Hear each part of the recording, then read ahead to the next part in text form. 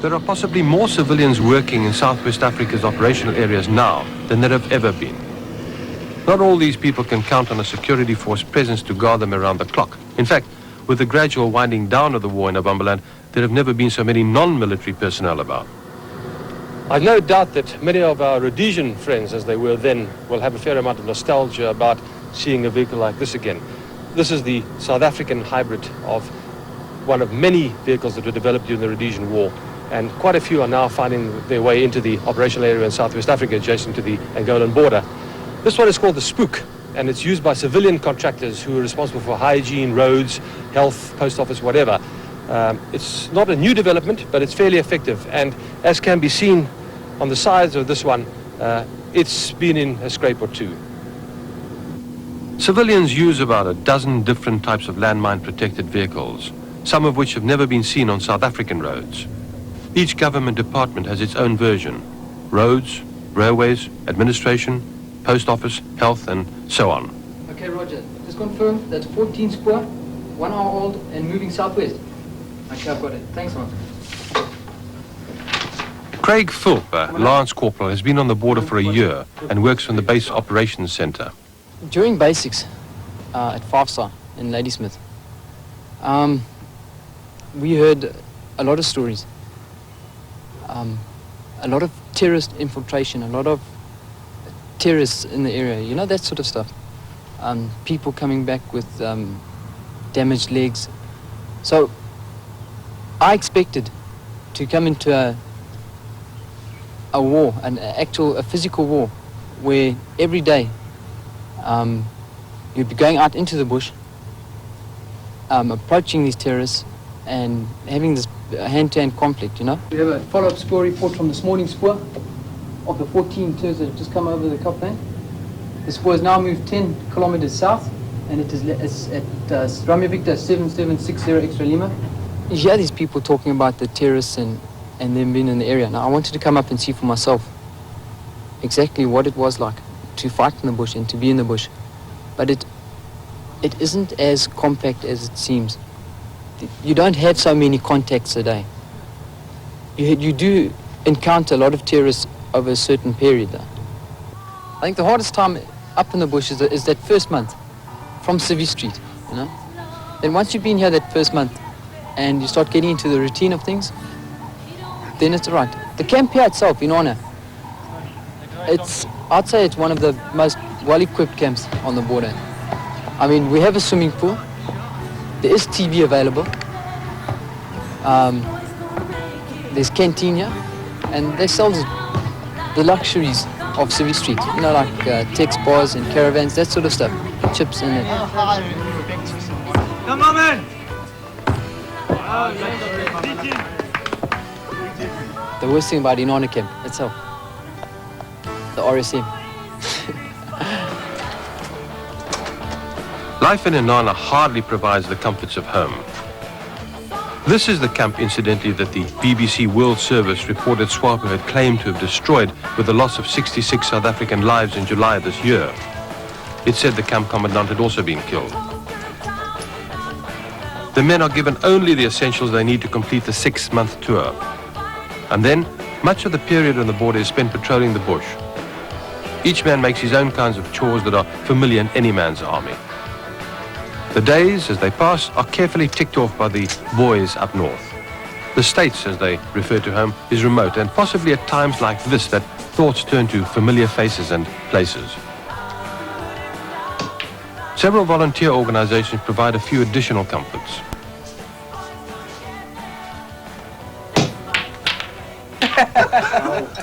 As a scout, you must have had quite a bit of culture shock coming up from England into the army, onto the operational area. Onto the border itself. My folks, they were a bit surprised. My stepfather is quite happy for me because he says it's, you should get it over and done with. My mother, she was very, heart sore, but to see a little son going, a middle-aged son going to the border, My father, not so much, but my mother was a bit alarmed. You know, there's a little boy going off to the border there shooting terrorists and all that. Meanwhile, it's nothing like that, really. You know, I think they actually make a big thing about it when there's nothing really big about it at all. You mentioned, you say your father wasn't allowed. Why was that? He was glad I went because he thought I was a bit of a freak. Because I had my ears pierced and all that. My hair was long and I used to dye it different colours and that. And Punkish. yeah, you could call it that anyway. And like my old man thought, ain't great, it's going to make a man out of him. But you didn't think you were going to be on the border fighting a war? No. It was okay, like it was a big shock to me when I found out I would have had to go into the army, but then I volunteered because I wanted to get it done young, and like when I came to the army I was only 17. And like when I leave the army, I'll only be 19. Most of my family's already moved out of Mozambique and they've moved back to Portugal. Luckily, we left about 15 years ago. Came here about when I was about 5 years old. And my father started his business here. And from then on, I've been a South African citizen. From about when I was 12 years old, I became a South African citizen already. And I came up here. Now you're going to be spending a year of your life on the border. Don't you think you're wasting some people say that you'll be wasting your time? Not at all. Like, it gives you an opportunity to sit down and think what you're doing with your life. It gives you a break in your life before you make any rash decisions. And I asked to come to the border for the reason that I want to have experience, okay? I really didn't expect them to have a gym as what they have here. This is equivalent to a civvy gym. Like, let me give you an example, like the commandant, the major, the RSM. They're all getting stuck in here, getting fit, losing weight, getting fit, ready for the bush. The same with the troopies. The gym is like packed at night, you know, like 30 to 40 pounds a night. The food here it's excellent. I mean, the food here in the bush is far better than the food that I ever received in boarding school. You know? And under the circumstances that these guys are cooking in, I must just hand it to them. I mean, right through the week, a person is set different tasks. And we do have a siesta here, so we work up until siesta. We take off for about an hour, and then return back to our tasks, get them finished, and the evening is closed by cast on the walls. Everyone just comes and sits while the sun goes down. And then it's either television or the videos, or time spent in the local bar.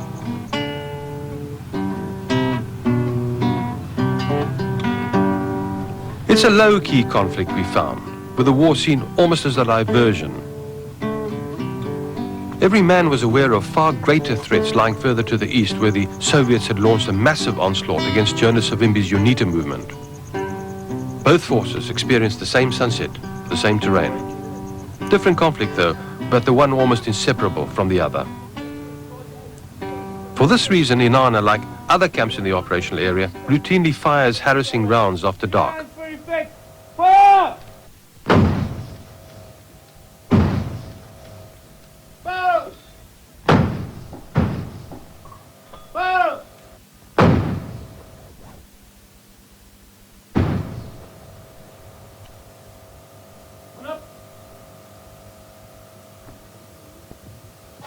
In the operational area, coffee makes the world go round for those whose routine starts at the first hint of light in the eastern sky.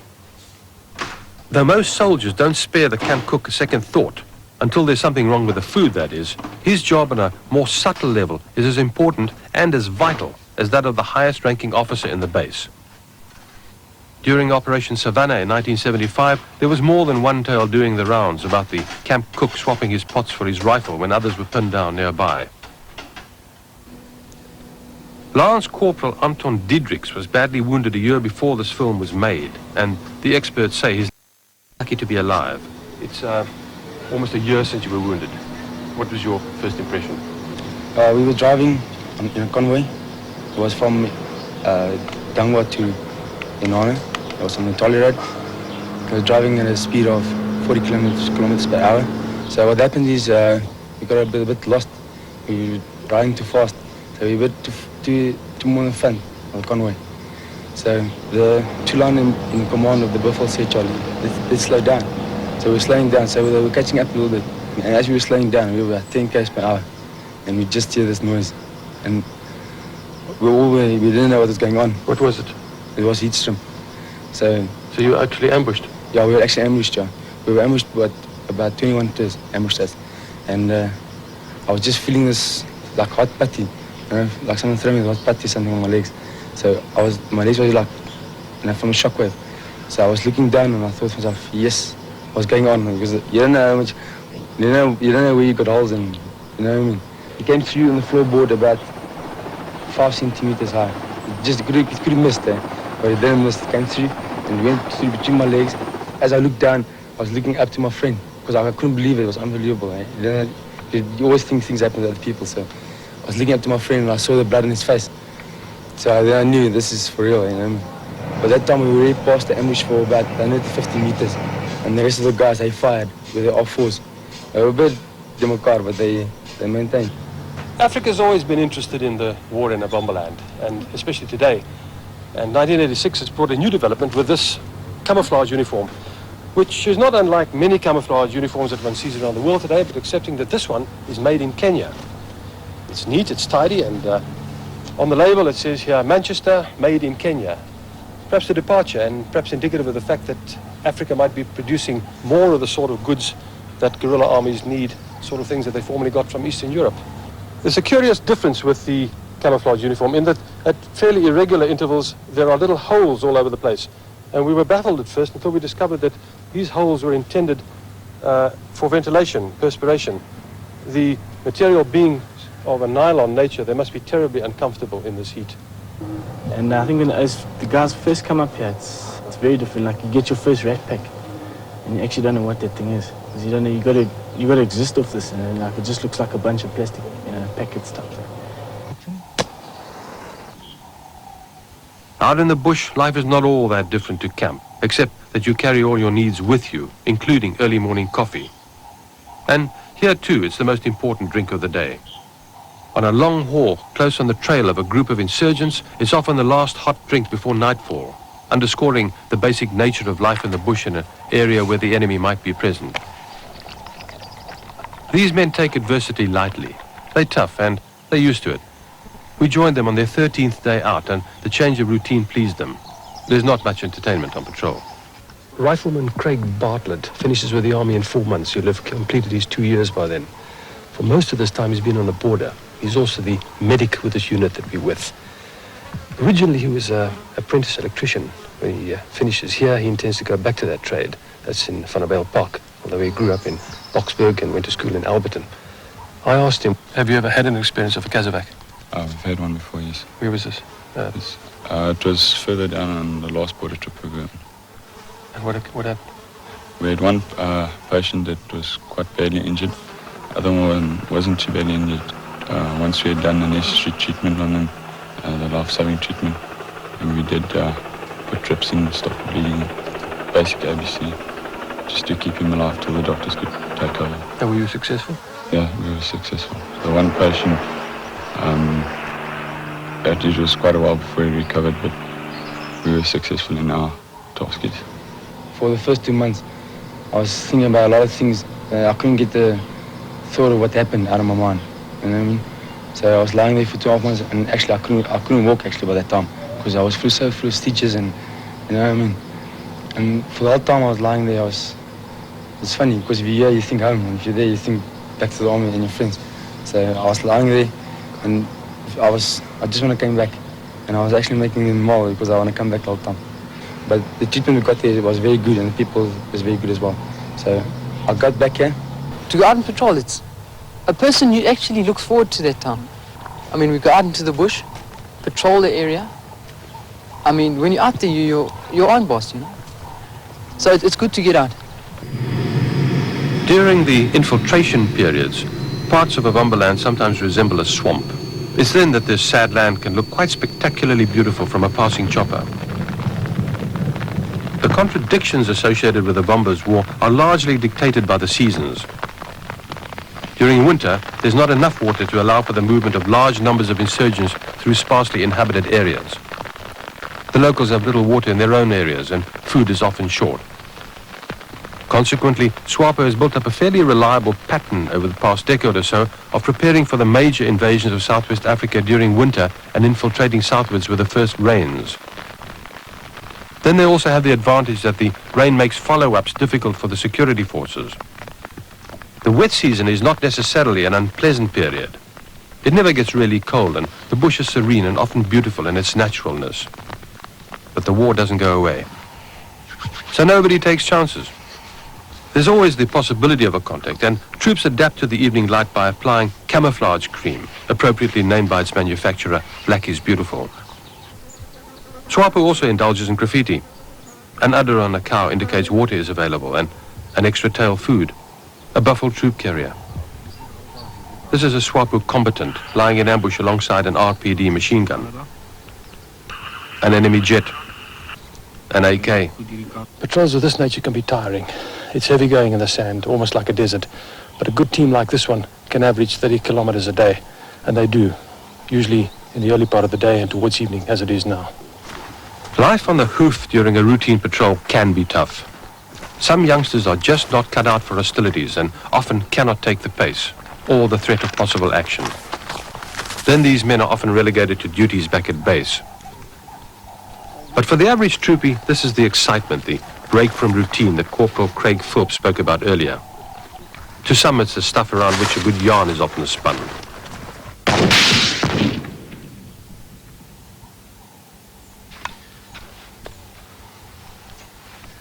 We all know the RPG-7. There have been books written about the subject. It's a favorite terrorist weapon from Beirut through to Ireland and Afghanistan and South Africa.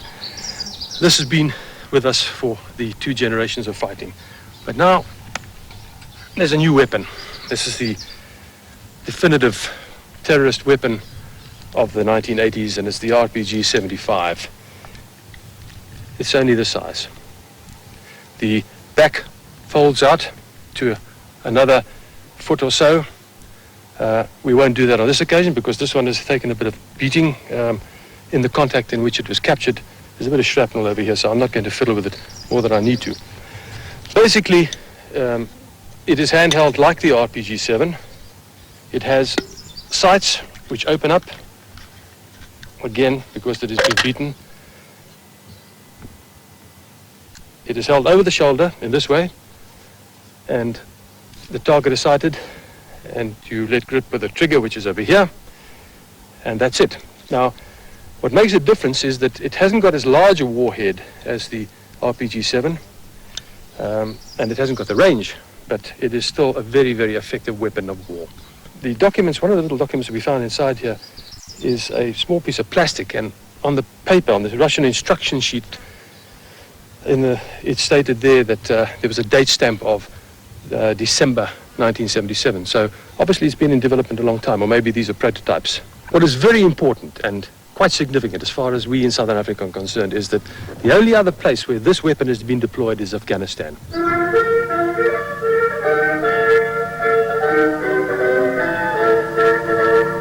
Nationale Lied, presenteer! Yep!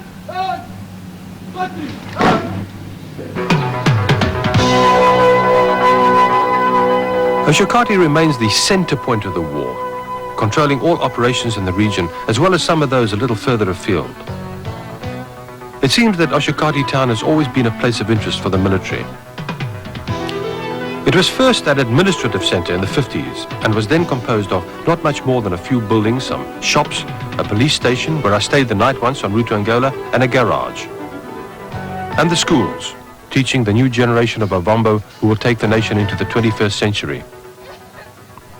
Markets such as this one are no different from markets in 30 or 40 African towns and cities to the north.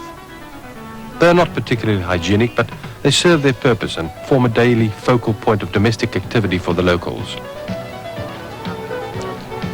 Unlike some other parts of southern Africa, Ovambo is reasonably prosperous. There has been a huge infusion of development capital into the region by the Windhoek administration. And since black security force members are amongst the highest paid per capita earners in the region, money comes and goes fairly easily. South of Lusaka, there's probably no town with as many bars, bordellos, African shops and restaurants as Oshokati. and most of them are well frequented by locals, underscoring the fact that there are at least 3 self-made millionaires in the town, all of them black. Okay, we're all going off today to Ondangwa to fetch the log convoy. Look at the faces of these youngsters, and you will see the average South African soldier. Many left school a year ago. With training, they've become tough and reasonably dedicated combatants. Many of these men reflect traditions and sometimes the tenacity that saw thousands of Springboks through 2 great wars this century. These are their successors, a new genre of South African fighting. The undergrowth is denser, the sand thicker in places, and of course there are the villages. They cluster along what were once the banks of this narrow desert-like strip and coax what little they can out of the sparse soil. During the rainy season, crops grow well, and the cattle and goats are always the fattest in the region. This is why Swapos used the old waterway for 20 years as a route southwards towards the white farmlands around Grootfontein and Sume. It's routine, almost as if the seasons dictate the invasion each November or December. Naturally, security forces deployed in the area take much interest in local activities, particularly when their vehicles are being blown up, often within sight of villages such as this one. In any other guerrilla war, the authorities would long ago have reacted with maximum force against a people very clearly aware of the Swapo presence. But in Southwest Africa in 1986, the predominant theme remains winning hearts and minds. And here the army and police tread softly. As any Ovambo headman will tell you, these gestures are not reciprocated by Swapo, and in the Odilla, as opposed to other parts of Ovambo land, the war goes on at a steady pace. There's possibly been more battles fought in this area in the last 20 years than any other region of Ovambo land. Being a Sunday morning, early, we've come to inspect this with the security forces to see what is going on, because there have been a lot of tracks in the area. And with me is Lieutenant Grant Combrink, who's from Port Elizabeth, went to school at Pearson, and has spent most of the last 2 years in the operational area where he is now. Is there any particular reason why you brought us to this place this morning? Yeah, Mr. Venter, the main reason is, like you said, the infiltration route, the amount of mines along the riverbed. So we come along to the villages or kukas like this, and we spread pamphlets which shows the local population that if they come to the camp and shows where the mines are, they can be rewarded. And do they come? We have at 5-4 Battalion HQ, where they do come quite a lot, come in and they get paid out. Now, wouldn't some people regard what you're doing here as harassment? No, not at all.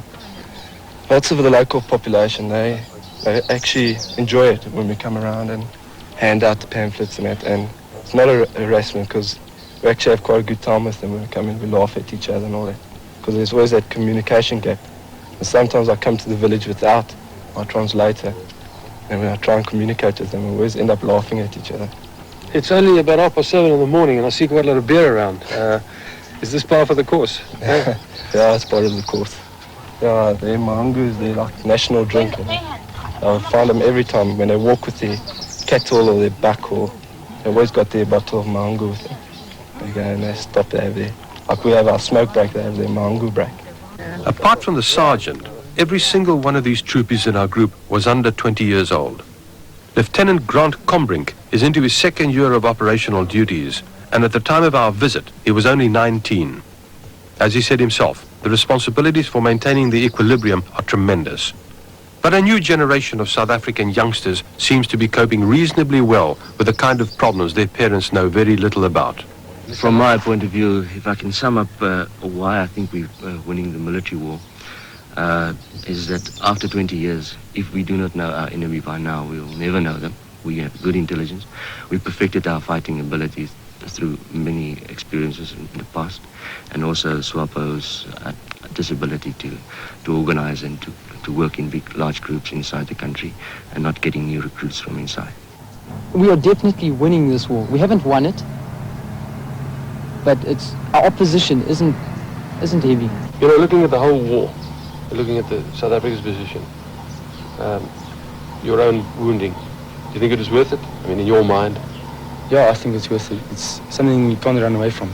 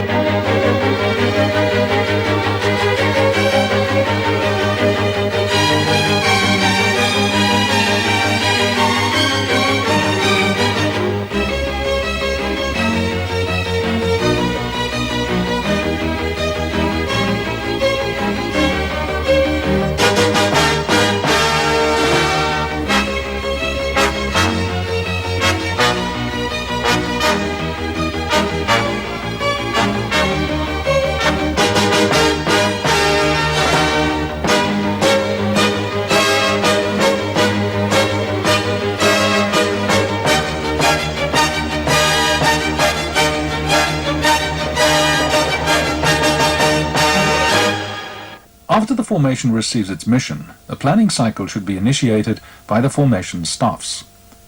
The result of the planning cycle is a plan according to which the mission should be carried out. It is both informative and interesting, in retrospect, to listen to what the formation staffs presented in contrast to what actually happened. Among others, the following questions can be asked. A. Was the force strength, deployment and composition of the enemy correctly evaluated? Die stellingseele begin redelik ver van die rivier af. Die plekkie bekend as Nieuw Samaria, wat hier gelees, hulle sê tussen die brug en Nieuw Samaria is daar nie stellings nie. Ou stellings wat daar was, het hulle begin kannibaliseer en die pale en goed gebruik om hulle stellings verder vorentoe te verbeter. Hulle het blykbaar 'n probleem in die gebied omdat daar baie min bome is en hulle kry nie genoeg pale om oordentlike bunkers te bou nie. So ons kan miskien verwag dat die bunkers daar sou nie van die wonderlikste gehalte gaan wees nie. B. Was the enemy's course of action and reaction to own forces' actions correctly predicted? Hulle sê hy is in so 'n sirkelformasie ontplooi met twee van die wapens wat hier na die weste en suidweste gerig is in geval van enige van ons vliegtuie wat so met die rivier langs kan 'n aanval doen en die ander dan natuurlik na die front. En dan die vyfde ene sê hulle is hier in die omgewing oos, suidoos van die brigade HK wat hulle dan blykbaar in 'n grondrol wil aanneem. Daar is ook 23 mm net hierso op die westelike oewer naby die brug ontplooi gewees en ons artillerie het toe gisternamiddag laat het hulle daar bombardement neergebring op hom en hulle beweer dat hulle daai 23 mm uitgeskiet het. En dan het hulle twee 14,5 masjiengewere, een aan weerskante van die pad op die oosoewer en een van die is ook blykbaar gister deur die artilleriebombardement uitgehaal. C. Were all relevant factors which could influence the outcome of the operation considered during the appreciation phase? Die aard van die saak, al die foes wat saam sal beweeg om die beheer moontlik te maak. Die plan in breë trek is dan basies dat die 120 en die G2 battery plus die 81 mortiere dan die noue vuursteenwapen sal wees vir die aanval self in en om die onmiddellike doelwit, brisant en rook en dat die G5 battery dan uitsluitlik saam met die MVL'e vir teenbombardement gebruik sal word. D. Was the plan, as executed, the best choice and was it viable? Fase 5 is dan die aanval deur die regiment president Steyn op die doelwit Tumpo self.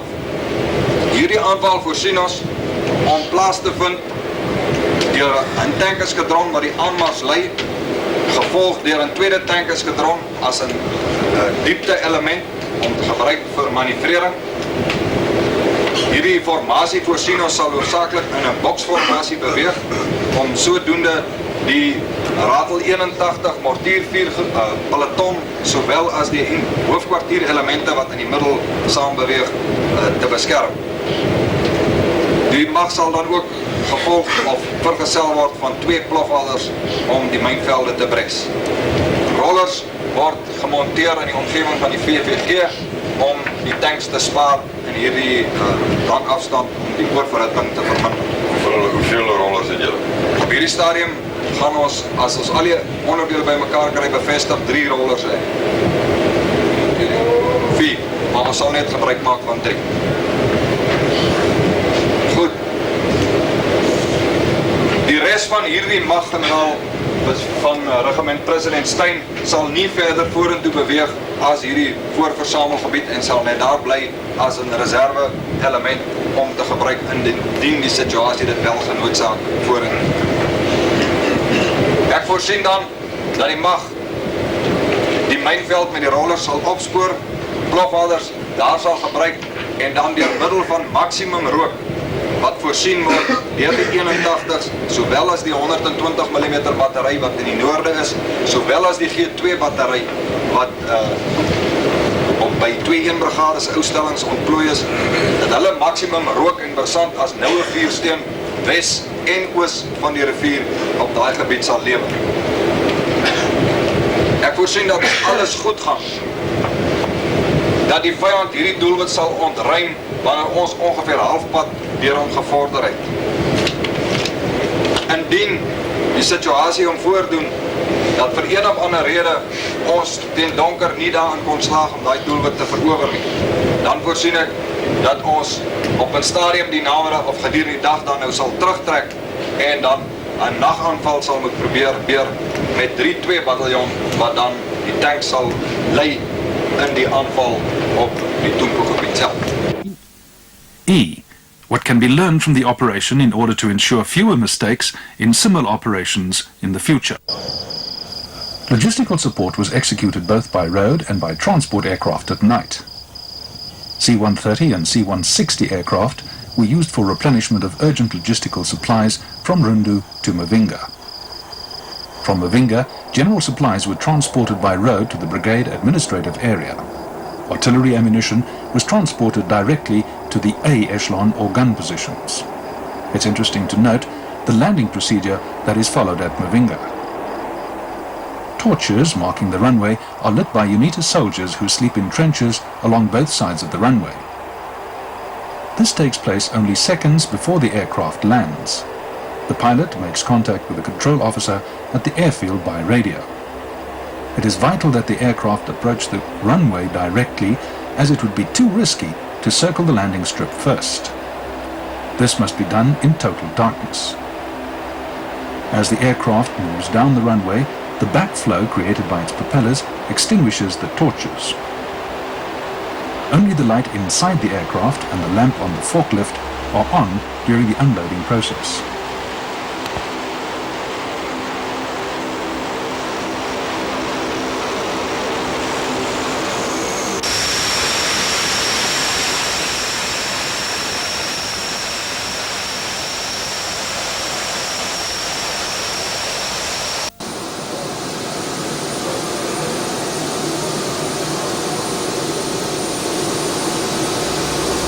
Shortly before takeoff, the torches are lit once again. As the aircraft takes off, the backflow again extinguishes the torches, leaving the airstrip in total darkness as the aircraft becomes airborne. Because the brigade administration area covers approximately 25 square kilometers, it isn't possible to show it in its entirety. Commandant Lemmer gave us an overview of the layout of the brigade administration area, its functions, and the problems encountered by the logistical elements. Among the problems pointed out were the following. A. Vehicles became unserviceable at an alarming rate due to the lack of drivers, qualified mechanics, and the condition of the roads. Knelpunte wat hier was, voordat ons hier gekom het, was hoofsaaklik die voertuie wat op so groot skaal net buite werking geraak het of ondiensbaar geraak het. Ons skryf dit toe daaraan dat daar was te min personeel op die grond wat in die eerste plek drywers wat miskien nie altyd baie goed opgelei was en die toestand van die paaie het 'n geweldige tol geëis op die voertuie en voertuie wat dan deur net een drywer beman was, het 'n geweldige stres op spesifiek die drywer geplaas en die ouens redelik die voertuie verniel. Daar was nie konvooi beheer gewees, behoorlik nie, voertuie het alleen beweeg, as die drywer teespoed opgetel het en die voertuig verlaat. Sodra hy hom verlaat het, is hy gestroop van onderdele deur ander elemente. En dit was as gevolg daarvan, sou ek sê, was dit een van die krisisse geweest. Daar was ook te min voertuie en te min personeel om behoorlik alles te kon doen. Ouens het 24 ure 'n dag aan mekaar gewerk. Huidiglik het die posisie baie verbeter met die brigade wat 'n baie groter mannekrag, veral by hulle ondersteuningsdienste het. Ons kan huidiglik kan ons 2 drywers per voertuig opsit, waar die drywers mekaar kan aflos. 'n ander knelpunt was as gevolg van die feit dat een drywer alleen bestuur het en die kans gekry het om te rus nie, moes hulle noodwendig die omdraaitye was lank geweest. Byvoorbeeld hier vanaf Roene toe was die omdraaityd 6 dae geweest. B. There weren't enough vehicles and personnel available.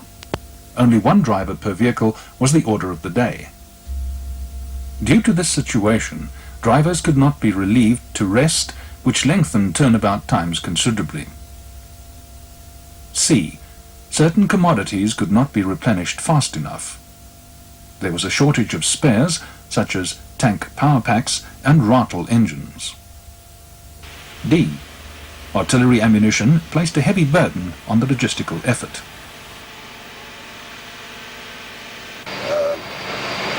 Ammunisie plaas 'n geweldige druk op ons as gevolg van die feit dat bakruimte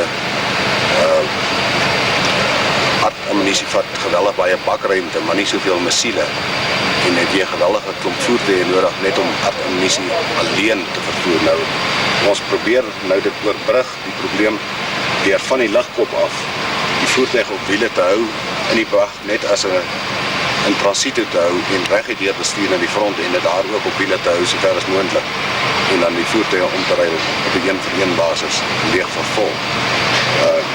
En dit werk nogal redelik goed op hierdie stadium. E. Third line provision from Rundu to the brigade administration area was limited. Dat die derde lyn funksie vanaf Rundu na die Bag was ook maar beperk geweest. F.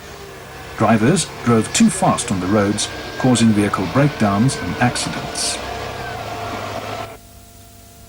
Comrade Lemmer also pointed out that many of the problems were either solved or reduced since the operation was taken over by their balanced formation. The reason for this is that a balanced formation is more capable to deal with the logistical problems, such as recovery of vehicles, control over equipment, and provision of ammunition, than that of a newly formed battery.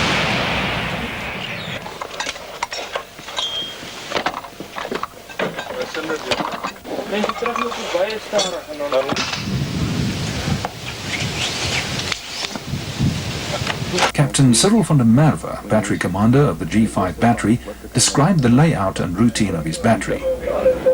Die stelling wat ons op die stadium hier ingeneem het is so 30 km van die teikenarea af. Buite TB, dus juist die doel van hierdie stelling. Die terrein wat uitgekies is was baie moeilik. Baie goed geleë op hierdie stadium. Ons het 'n batteryfront hier van 800 meter. Beheer is bietjie van 'n probleem as gevolg van tekorte met radio's, veldtelefone ensovoorts. Op die stadium werk dit maar nog steeds met stembeheer, soos die gunners gewoond is daaraan. Maar dit is baie moontlik. Dit word goed gedoen op die stadium. Ons bietjie gesukkel in die begin om net ons voete te vind daarmee, maar op die stadium gaan dit baie goed daarmee.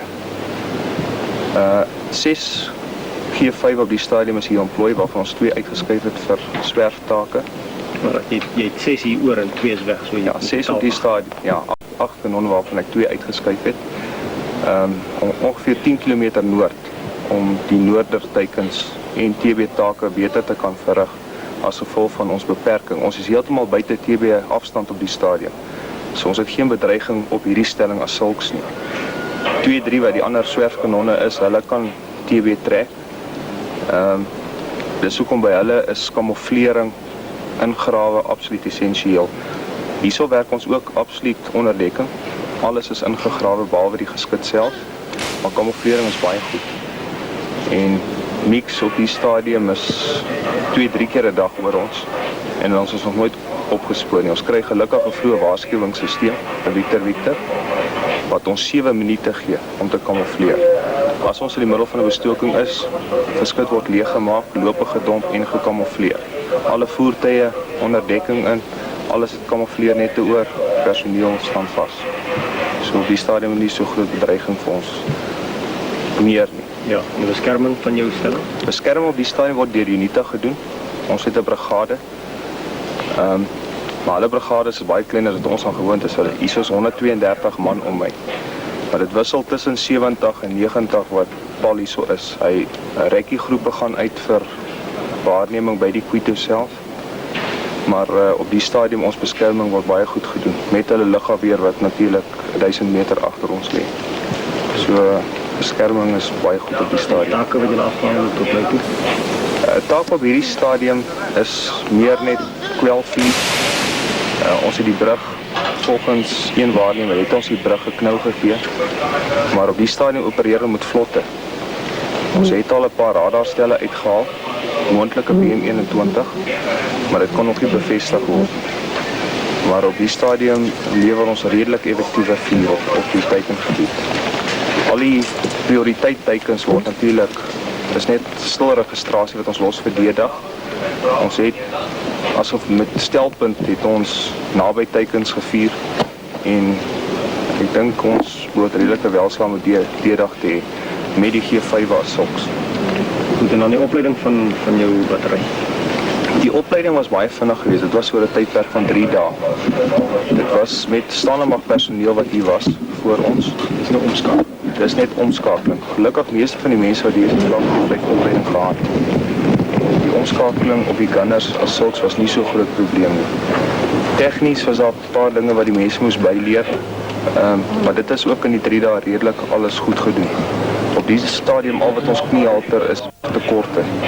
Soos goed wat ons sukkel om in die hande te kry, soos batterye. Enige tipe battery is 'n groot probleem op die stadium. En as gevolg van die feit dat ons nie met die AS80 rekenaar kan werk met die verlengde afstand nie, moet ons met 'n klein 41C Hewlett Packard werk. En batterye vir die ding is 'n probleem, en gaan sy batterye pap, verloor ons die program. En ons het nie die fasiliteit om te reprogrammeer en alles te. So julle kan nie bekostig om my program te verloor? Nee, geensins nie. Die uitrusting moes vir ons ingevlieg gewees het 3 dae terug. Ek weet nie wat die probleem daarmee nie. Maar ons hoop om voor die dag al die goed beskikbaar te hê. En op die stadium, ons het 1 skootstafels wat nou moet werk vir my 2 swerfkanonne en die 2 troepe wat hier sal lê.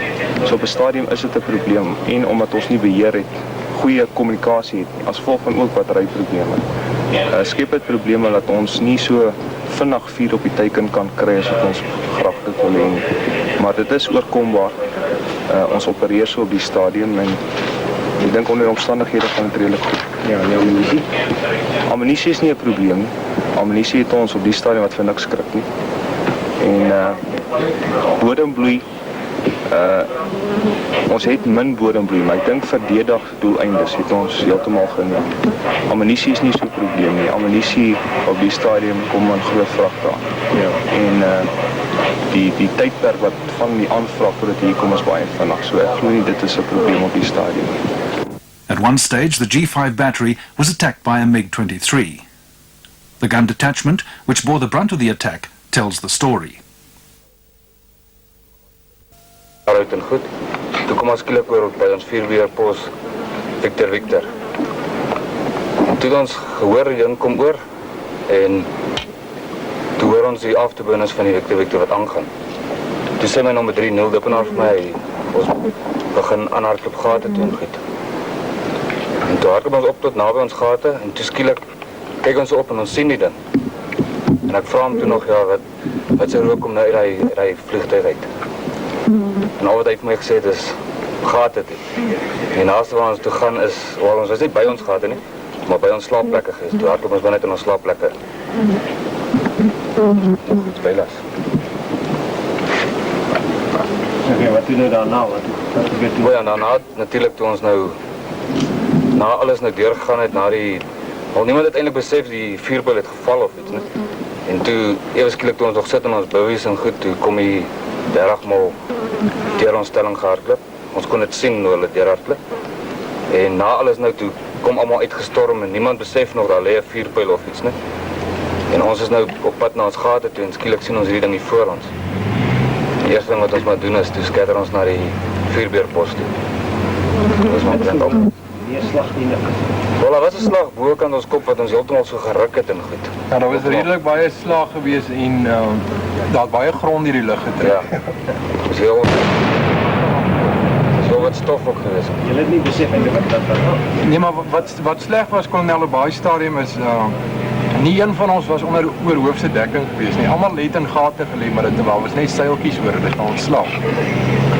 En dit was nogal redelijk steen die tergend geweest, want al wat deur my kop geflits het, ons met in daai bunker stop. En hulle is toe allemaal uitstorm en hulle sien, kyk vas in hierdie vuurpyl ding skielik. Dings wat so skyn steek staan in die grond. Ja, hoe ver is hy toe nog by julle? Omtrent van ons bivy af so 2 meter, 2 na 3 meter. Ja, ons het uit ons bivvies uitgekom en gehardloop na die bunker toe. En toe ons by die bunker se bek wil ingaan, toe steek hy stert omtrent so 2 meter van die bunker af, steek hy toe so die grond in. En al wat deur my kop geflits het, is hierdie ding kan dalk 'n delay op het. Iemand skree toe ons moet wegkom en ons almal kies koers. Party ouens het na Unita toe gehardloop, ander ouens het 4 weerpos toe gehardloop. Almal het net weggehardloop. On D-1, the battle group, which would act as the main attacking force, moved from the training area to the assembly area.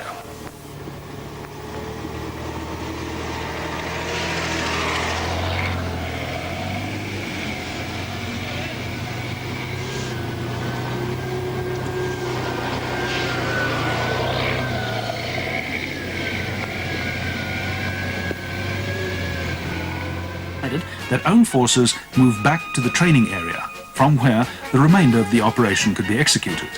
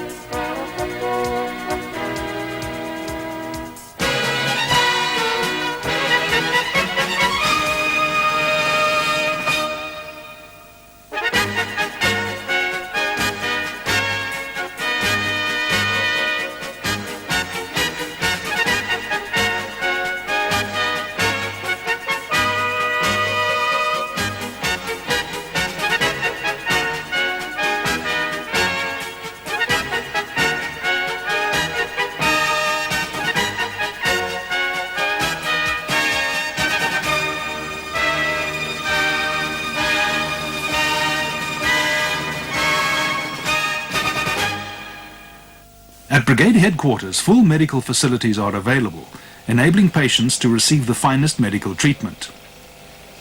A number of UNITA's soldiers who had been wounded received quick and efficient medical treatment. In this operation, no South African troops required medical treatment. The movement to the demobilization area was testimony of good organization and took place in an orderly, though jubilant manner. The relative inactivity which followed in the demobilization area enabled the men to unwind in the company of fellow soldiers, receive pay and fresh clothing, play sport and generally enjoy the time before going home.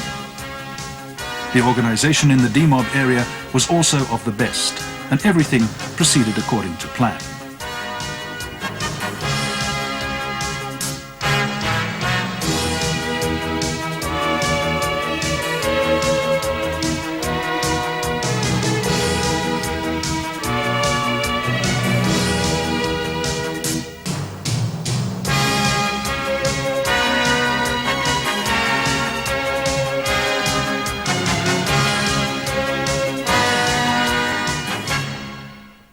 Ja, jy weet wat my dan in die moere maak, is nou hierdie beloftes.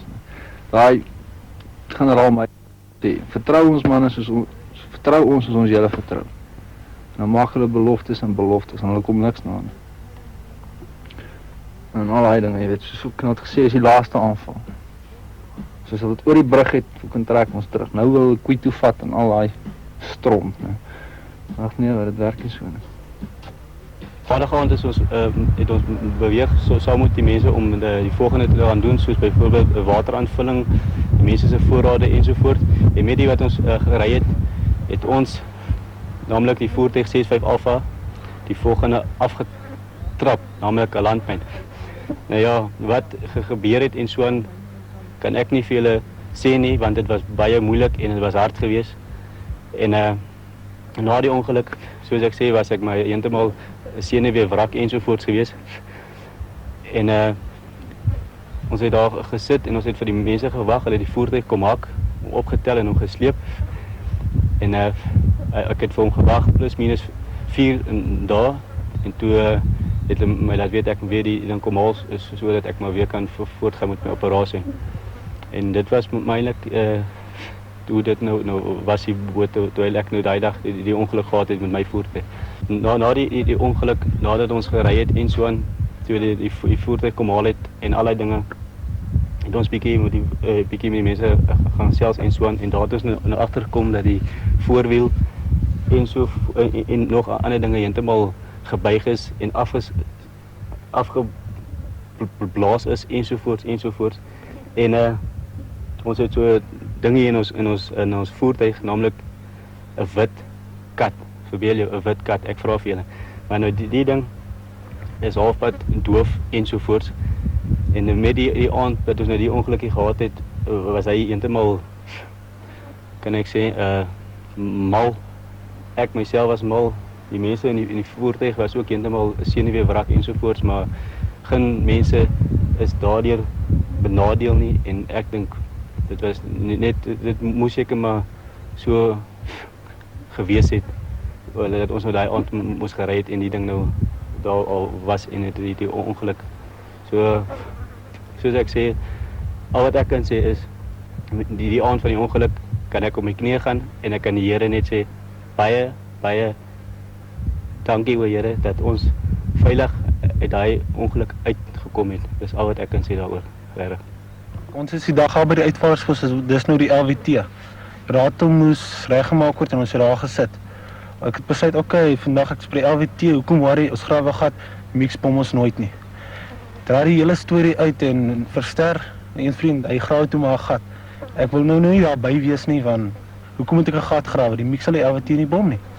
En ons het so daar by die luitenante gesels en so aan, en die volgende oom het toe klap aan het skote om ons. Dis 'n kak experience om so te sê. Die volgende om toe skote klap en ons hoor die mix. Dis die eerste ding wat opkom is volkssaus. Hardkom na versterk volkssaus. Toe ons daar kom, toe is net een volkssaus. Hy's groot genoeg vir een man, maar 3 van ons is daarin. Soos 'n klomp sardientjies in 'n blik. En jy bid en jy verlang, daai oomblikke, daai paar oomblikke, dink jy net aan die huis. Wat gaan jy maak as jy by die huis kom? Jy dink hoe jy meisie laaste gedruk het daar op die lughawe. Hy experience haar die sagte liggaam teen jou. Dan bid jy wens jy's by die huis. Jy wil nie in 'n kontak wees nie, maar jy doen dit vir jou land, vir jou meisie en vir jou kinders wat nog gaan kom. Okay, well, we've been through all the training and everything, and it's when you come up here and you start coming under fire, it's a very different thing. I mean, it's not very kosher being in the back of a rattle. And well, when you're riding in, it feels all nice, fun. You're going into contact, you don't really know what it's like. And then the first rounds start going up above your head. Then you see them hitting trees next to you. And then, I don't know, all the fun and games, whatever you've been expecting, it's not really the same. Okay, ek is eintlik vandag bietjie bevoorreg om bietjie water te hê om my diksie te was. Want ons water is maar min hier bo op die grens. Ons kry so elke 7 dae kry ons aanvulling en om uit te kom 7 dae met water en jy's nogal so 4-5 ouens in die kar, dit vat tyd. En ons kry so gereeld so nou en dan 'n kans om in die rivier te gaan, want is nogal lekker as jy in die rivier sit. Dan dink jy niks en jy was lekker daar so. En kos, ratpacks, ons eet nou al baie lank ratpacks en is baie lekker om ratpacks so lank aan mekaar te eet. Jy raak nogal gatvol daarvoor. Veral as jy al meer as 'n jaar op die grens is en jy eet 3/4 van jou tyd wat jy op 'n jaar op die grens is met jy ratpacks eet. Dan moet jy maar so nou en dan vir jou 'n potjie bou hierso of jy kry so nou en dan 'n bietjie steaks en 'n paar biere en as ons steaks het en 'n paar biere, as die saak reg weer so vir 'n week en kan jy weer aangaan tot jy weer met jou ratpacks begin eet. Okay. Ek dink 'n hoogtepunt was die baie gunstige terugvoer wat ons gekry het oor die vegvermoë van die eie infantry. Daar was met groot lof gepraat van die fisiese vegvermoë, die aggressiwiteit en die geaardheid waarmee die infantry slaas geraak het met die vyand.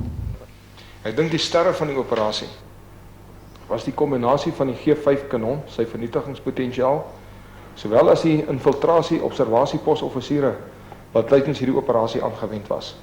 Ek weet van offisiere soos Mark Brown, ek het die ander persoon se naam nou vergeet, maar daar was verskeie nasionale dienspligtiges wat as infiltrasie OP's aangewend was, wat fisies saam met die brigades, ons noem het geshadow het, met ander woorde op die flanke van die brigades beweeg, hulle tussen die vyandelike stellings geïnfiltreer, en hulle het nag en dag baie akkurate artillerievuur op die vyand neergebring, en baie uitrustingstukke, byvoorbeeld puntteikens soos tanks en SAM 8's voertuie is op hierdie manier uitgewis.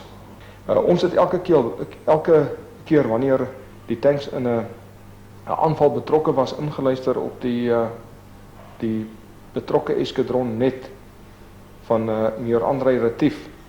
En wat vir ons verbasend was, is die kalmte waarmee die tankbemannings die situasie hanteer het en die terrein hanteer het.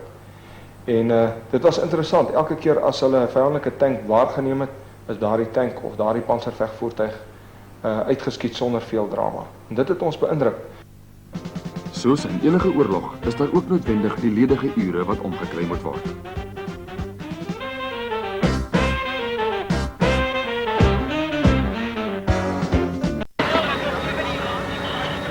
It was in this area, 2 days later, long after we'd passed through, that we discovered some of the results of our handiwork.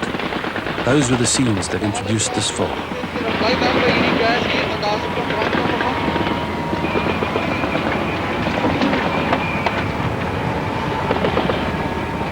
The inevitable pause for reassessment and evaluation, and the distribution of our own leaflets.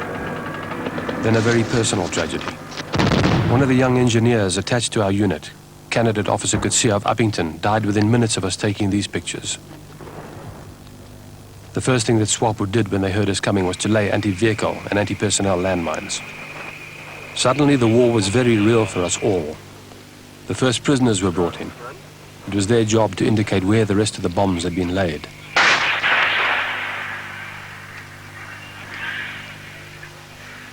In the rest of the camp there were definite indications of habitation. A food cache.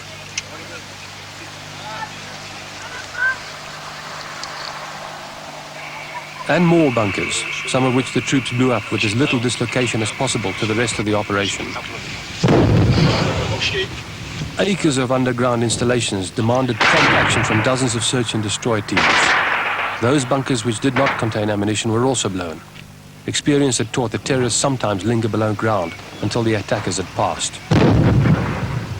Colonel Nico Roots, you are Senior Staff Officer Operations, Headquarters Southwest Africa Territory Forces. I understand what you're trying to achieve in a long-range penetration operation of this nature. But perhaps you could be more concise in explaining the philosophy behind bringing your forces several hundred kilometers into enemy territory. You will appreciate that 6 weeks ago, during Operation Protea, when we attacked Zangongo and Ongiva, we gleaned a lot of information during that time and immediately afterwards, which led us to locate this specific area where their command and control headquarters was situated. In the north? Here in the north.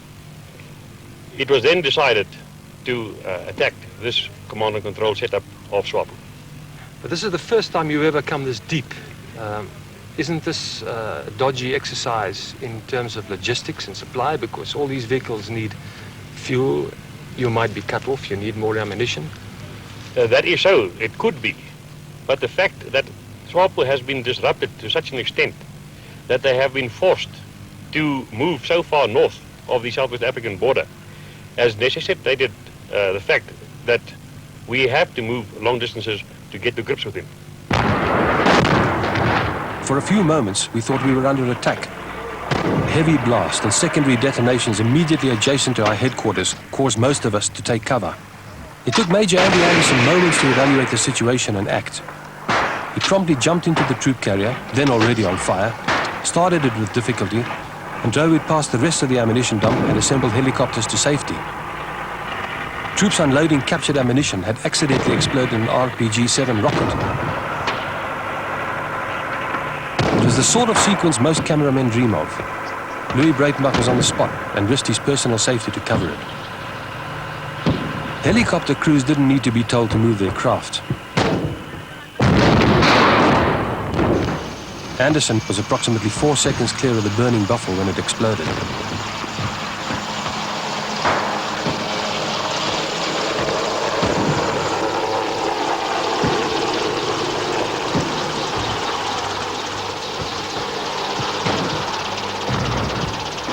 Major Anderson, you're the man that jumped into this burning truck. And the question is, what possesses a man to get into a burning ammunition truck and drive it away to safety? Well, it was standing near our vehicles and near the troops, and it was just the thing to do. I didn't think about it. With a helicopter administrative base established, order groups were regular events several times each day. Here we were given news of other theatres of military activity. Morning, gentlemen, we are Deep +6. Our order group for this morning, we're going to start off with the air briefing. I suppose all of you have heard about the dogfight which took place involving a Russian-built MiG-21, supposedly flown by Cuban pilots. The situation now has escalated slightly, so I think, generally speaking, we must be prepared. We have made our move this morning, which I think was a good move. Whether it is going to prove that it was, in fact, necessary is merely a supposition. We'll see in a couple of days' time whether it was worth our while. The air war in our immediate vicinity was crucial to the outcome of the operation throughout an extremely inhospitable terrain. Troops, ammunition, supplies were ferried in. Occasionally there was a Kazovac out. The most precious commodity of all for outlying patrols and stopper groups was water. In other sectors, conflict went on. SWAPO's installations in the area stretched over approximately 60 square kilometers, and frontal attacks on suspected positions became an almost daily routine. One of the biggest attacks occurred on a base almost 12 hours travel from our initial target. It happened quite suddenly.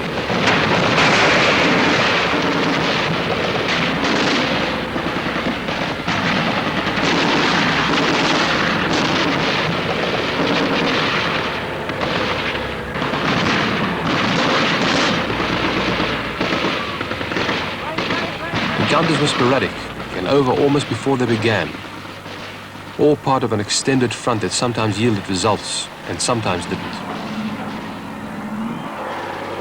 It's taken us 6 days to get this far and the battle has started. The entire formation has moved up, as you have seen, on our right flank. We've destroyed 2 vehicles on the way in, and now the column will move ahead and see what we can find. Invariably, our rattles would be supported by ground troops moving in extended formation to provide cover to the armor, if required.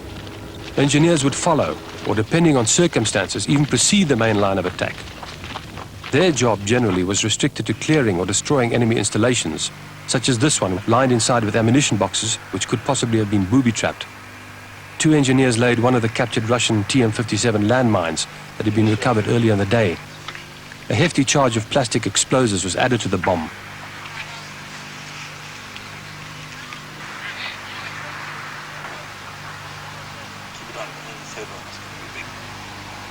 No one was taking chances. And when it came, the effect was quite dramatic.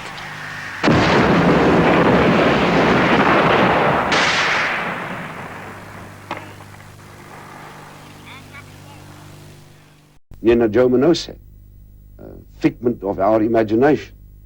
Maar het om totaal misreken. Nou is die VVO betrokke. Ons het hulle ingebind en ons het dieselfde doeltreffende mag op die grond om SWAPO te beveg as wat jy sou gehad het indien die VVO nooit daar was nie of daar nooit ooreenkomste was. So jy sê vir my dat die soeke na ooreenkomste om die VVO in te bind in die ding het nie afbreek gedoen aan die doeltreffendheid van die magte om teen SWAPO op te tree. Geensins. Want kyk, op daardie stadium was dit maar bekend, die 2-3 die middag, dat 2 groepe oor die grens gekom het. Die een by Ruakana, 30-40, en die ander een by Ombalanto, so in die middelste gedeelte van Ombalanto, ook 30-40. En toe was die Suidwes-Afrika polisie reeds op hulle spoor. En wat toe gebeur het is, die polisie, die Suidwes-Afrika polisie, het permissie gevra om 'n Suid-Afrikaanse weermagshelikopter in te stuur om 'n gewonde SWA polisieman te gaan uithaal. En dit was die eerste stap. Die generaal Premchand het daai permissie gegee.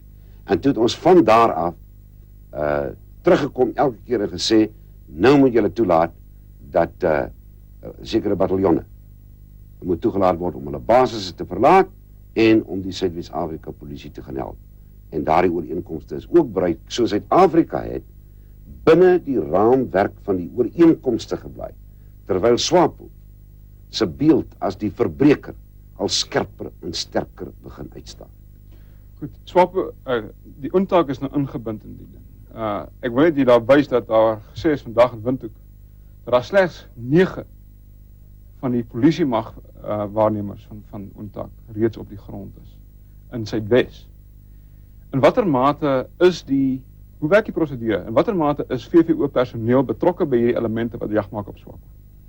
Ja, jy sien, wat eintlik deur ons voorsien is, het gebeur. Jy sal onthou dat ek sterk gewaarsku 'n maand of 6 weke gelede, dat hierdie gesloerdery van die VVO om die sekretaris-generaal se verslag te aanvaar, gaan probleme gee vir hulle van 'n logistieke aard. Ek persoonlik dink ontaak was hoegenaamd nie gereed om hierdie kwessie te hanteer nie, maar Suid-Afrika was gereed. En dit is wat saak maak. En wat nou gebeur is, 'n bitter ironiese ding het nou gebeur. Om te dink dat die VN van alle organisasies ooit in 'n posisie in Suidwes-Afrika geplaas sou word, om toe te laat dat Suid-Afrika, nadat hy hom gehou het by die ooreenkoms, aangewend kan word om nou, as dit ware, regmatig SWAPO te staan. Dit is nogal, ek moet vir u sê, dit is nogal 'n ongehoorde ding wat gebeur. En waaruit ons groot voordeel getrek.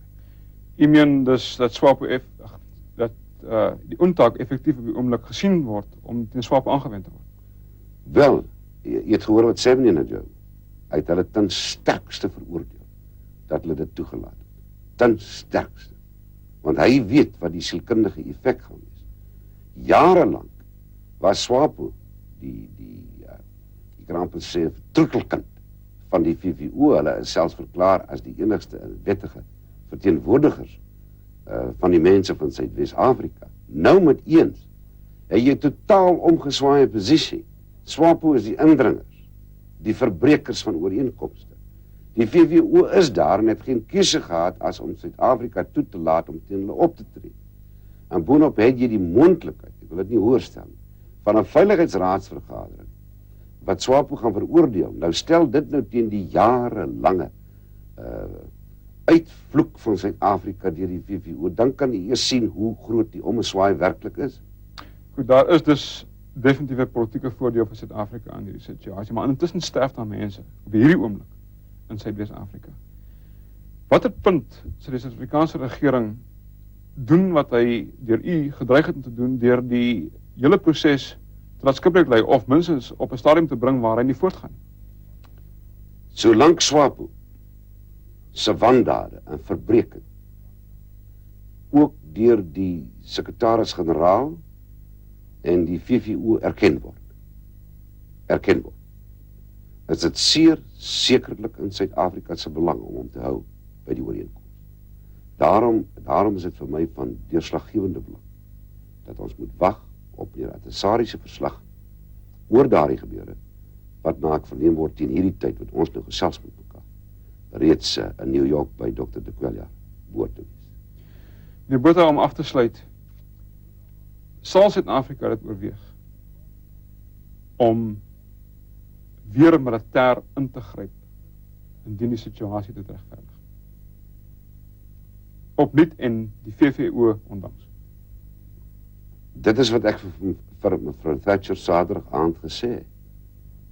Ek het vir haar gesê, moenie toelaat dat die damwal breek nie. Moenie toelaat dat die damwal breek nie. Daarmee het ek bedoel, as SWAPO op so 'n skaal binnekom dat dit 'n bedreiging word vir die lewens van onskuldige mense, dan het die Suid-Afrikaanse regering geen ander keuse. Maar as jy presies dieselfde doel kan bereik, met dieselfde doeltreffendheid teen SWAPO kan optree en steeds binne die raamwerk van die ooreenkomste bly, dan is daar geen twyfel.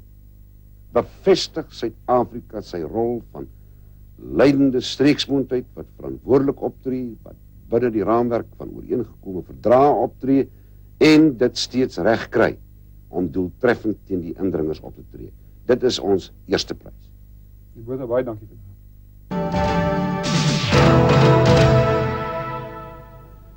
En om je af te sluit, die jongste oor die toestand in Suid-Afrika en Namibië en nog nuus van die dag.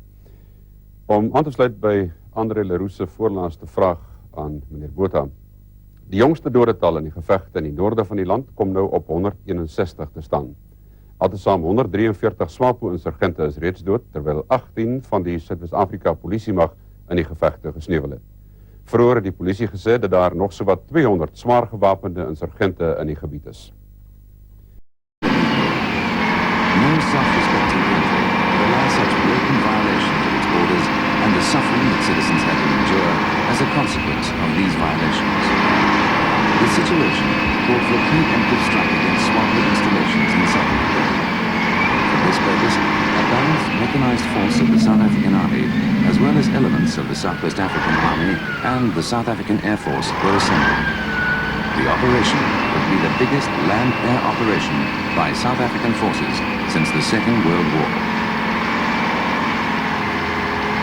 2 weeks before D-Day, the forces were assembled for preparation, training, and final briefing and coordination. For such a large force, there was no respite. Attention was given to every possible detail. With the rising tension, the preparedness and fighting spirit of the battle force rose. On the night of 9th of June, all preparations were concluded, and the column began its advance on the SWAPO headquarters, which was codenamed Smokeshell.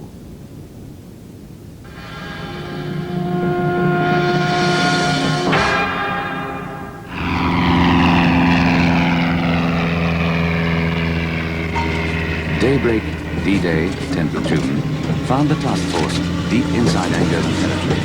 The bushy terrain impeded the movement of the force and had to be cleared. Nevertheless, the planned schedule had to be adhered to.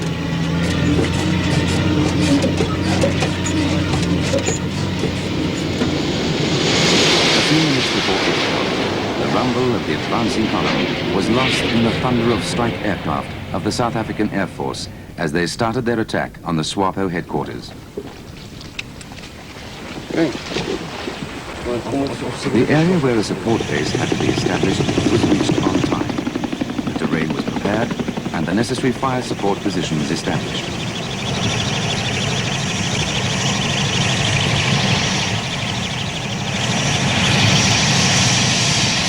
Radio communication was continuously maintained, and at noon, everything was ready for the ground assault. Prior to the mechanized force attack, the artillery unleashed yet another final bombardment on Smokeshell.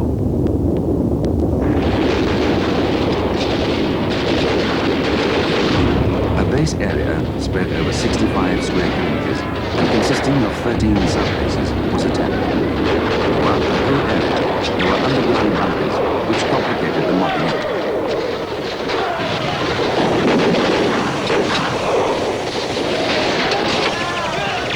South African and Southwest African casualties were evacuated by helicopters under extremely difficult conditions. In contrast with this, the area was strewn with approximately 200 SWAPO corpses.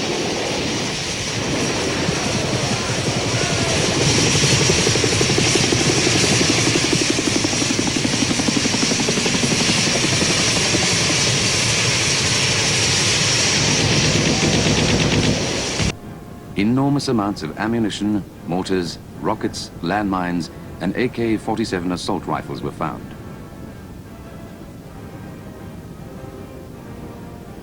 The attack was a total surprise, and signs of hasty flight by the enemy were evident. Clothes, blankets, and personal belongings as well as the remnants of a rudely interrupted breakfast, were left behind. Valuable documents and large amounts of propaganda literature, all of Russian origin, were found. This left little doubt as to Russia's real intention in Southwest Africa. It is fighting a communist expansionist war in which Southwest Africa's independence is of no importance. The main objective is the conquest of Africa for communism.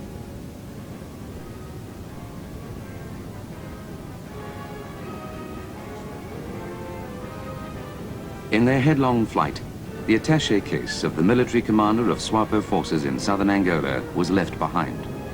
A report dated April 1980 and signed by him states how desperate the situation within SWAPO's ranks is. Leadership has collapsed. The names of leaders who have recently been killed are also stated. Discipline has disintegrated, and his men have turned into thieves and robbers who steal from the government and the population and all its survival. The situation concerning food is critical, and many of SWAPO's men are unable to fight for lack of food. The mopping up of SWAPO's headquarters continued for more than 2 years. Further operations in which 14 SWAPO camps had to be destroyed were then launched.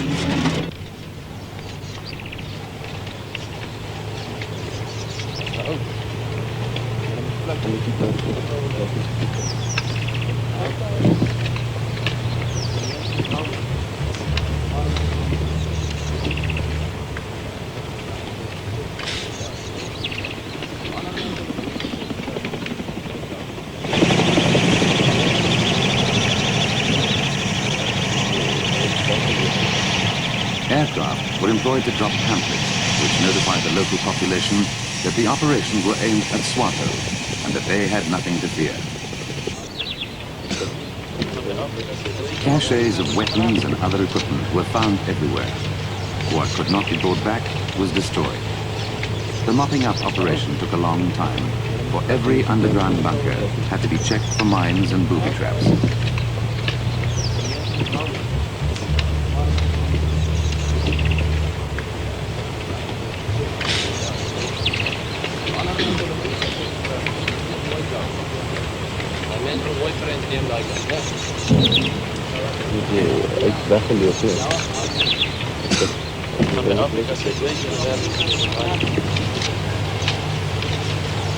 A workshop where vehicles were repaired was also found.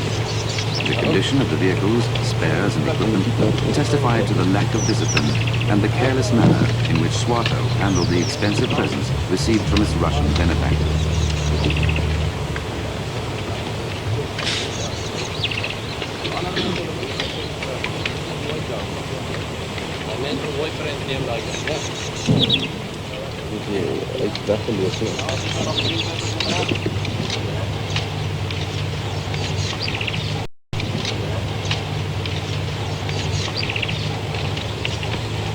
Everything that had to be left behind was destroyed. The large size of the area that had to be mopped up required that troops be transported by air, as was done at this support base.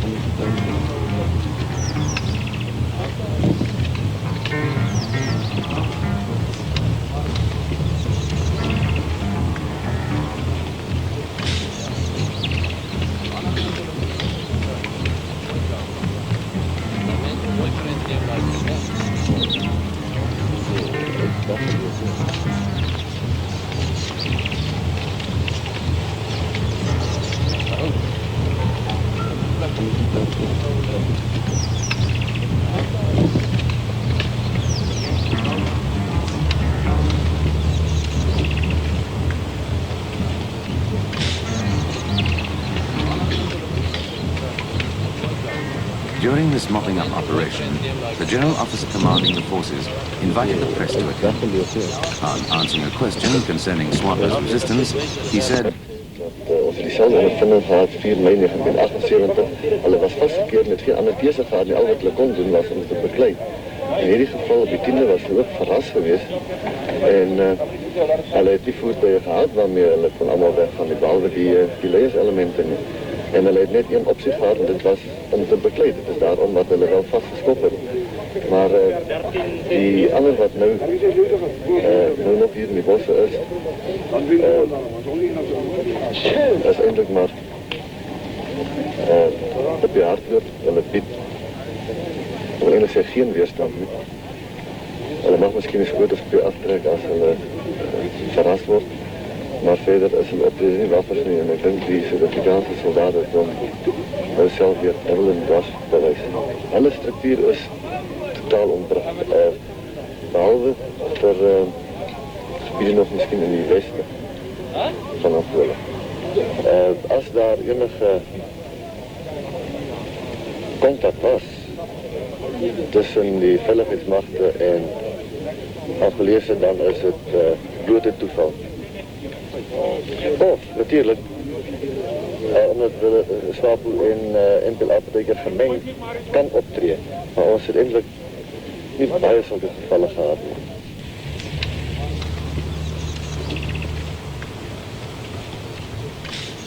Despite the distribution of pamphlets to discourage interference from the NPLA, it became involved shooting down a South African helicopter in the process.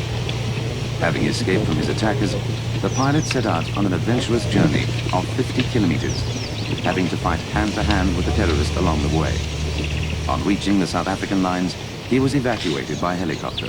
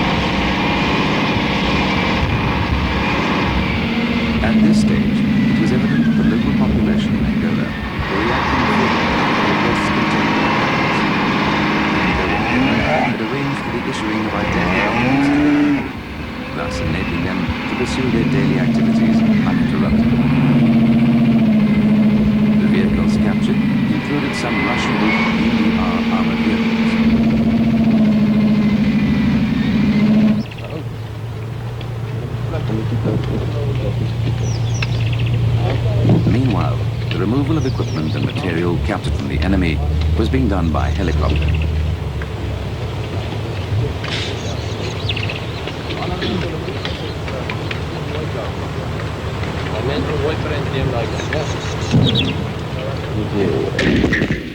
Magazines below ground were destroyed.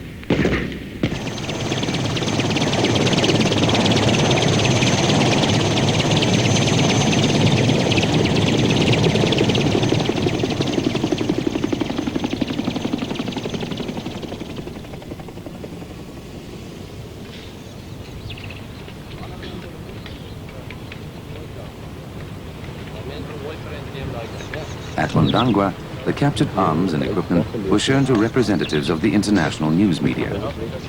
Besides the 11 vehicles referred to earlier on, there were also 70,000 rounds of small arms ammunition, 1,000 mortars, 167 rockets of 122mm caliber, 3 recoilless guns, 15 anti-aircraft guns, and 4 South African missiles.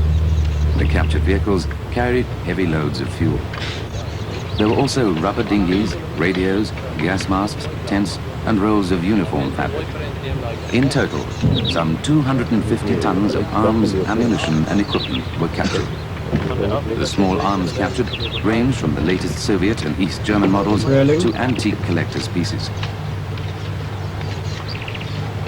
Medical supplies, which had been manufactured in Russia and the Netherlands, were also found.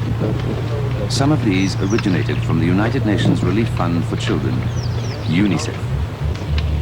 Wel, ons het dit vir onsself ten doel gestel om hulle bevel en beheer struktuur en hulle logistische struktuur baie ernstig te belemmer of te vernietig, ook om hulle basis te vernietig en om hulle militaire krijgstuig en voorrade te vernietig. Nou, ons het hulle bevel en beheerstruktuur, hulle logistische structuur baie kwaai knou gegee en ons het dan ook letterlijk hulle basis vernietig en op enorme hoeveelhede, ek dink in totaal op hierdie stadium hier by 350 ton militaire uitrusting buitgemaak en net soveel vernietig.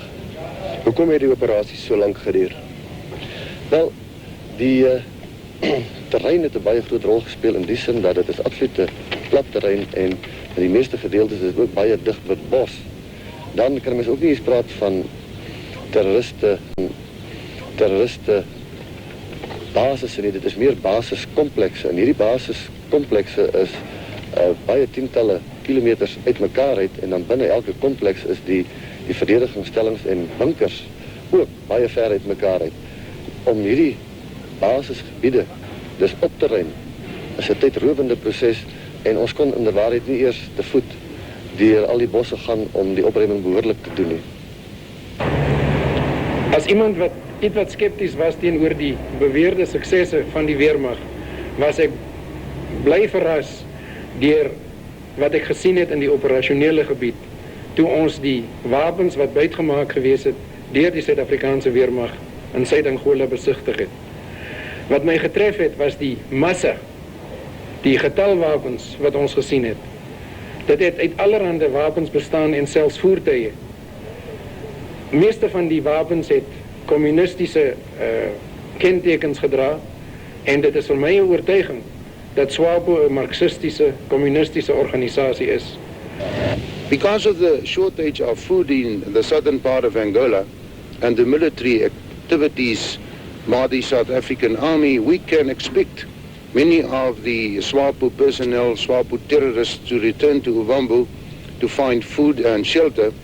And this, of course, could lead to undermining activities by these terrorists. But I don't think this should be seen as a stepping up of the SWAPO effort in this country, but merely as an effort to get away from Angola and to look for cover inside the territory. As lid van die ministersraad wil ek my waardering uitspreek teenoor die Suid-Afrikaanse weermag vir die militêre optrede wat plaasgevind het in die suide van Angola gedurende operasie Smokeshell. Hierdie operasie behoort vir SWAPO en vir die lande wat vir SWAPO huisves 'n waarskuwing te wees dat hulle in die toekoms hard geslaan sal word indien daar weer aanvalle uit hulle gebiede plaasvind.